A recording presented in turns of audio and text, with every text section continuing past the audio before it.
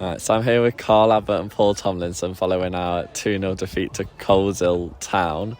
So, Carl, that first half defended well. Did the timing and the manner of that goal kind of mess up the game plan, or what do you think happened? Yeah, massively. I thought we were going to go in at half time and have a constructive discussion about how we develop in the game. We'd asked the lads to defend really, really well and stay concentrated. We knew the threat was the pace behind. We knew they would try and link off the front and set up through balls. So it was a case of staying really tight, trying to pinch things into feet, and when it did go into feet, kill the space behind by dropping off early. And we did all that. Thought we defended crosses, set pieces really, really well. Kind of felt them out a little bit as one of the kind of one of the good sides in the division that are always around the playoffs, and beat Coleshill Town I think twice last season, a good side. Feel them out really, see what the level's truly about, and then go from there. Go with the front three, which was always the plan.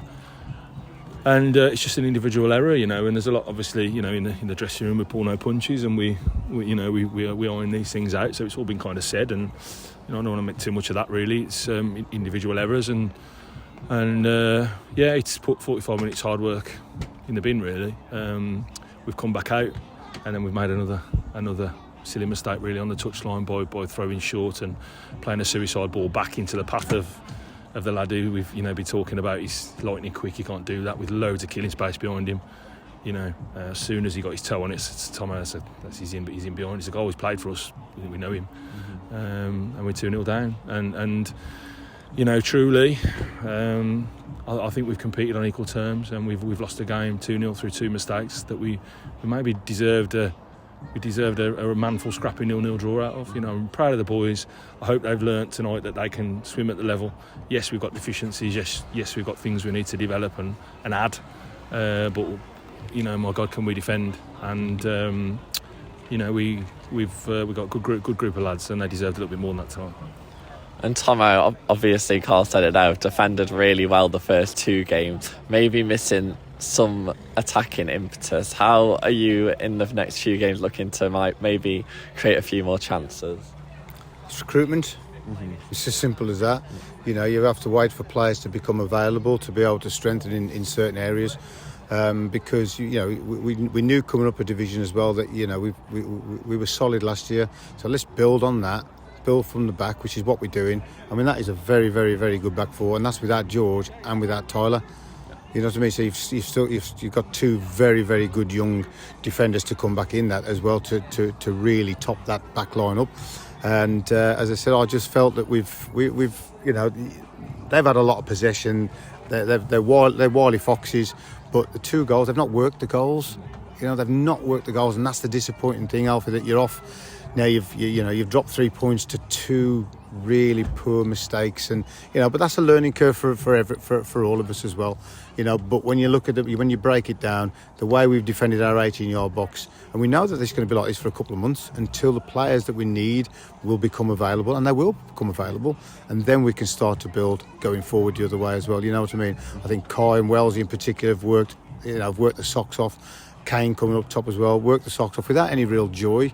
But you're missing a little spark of creativity that can get us going the other way. That can look after the ball a little bit, and I just think once we settle into this division and find our feet a little bit more, have a bit more confidence about that we can match these teams, then I think we can start to gain some momentum and put some points on the board.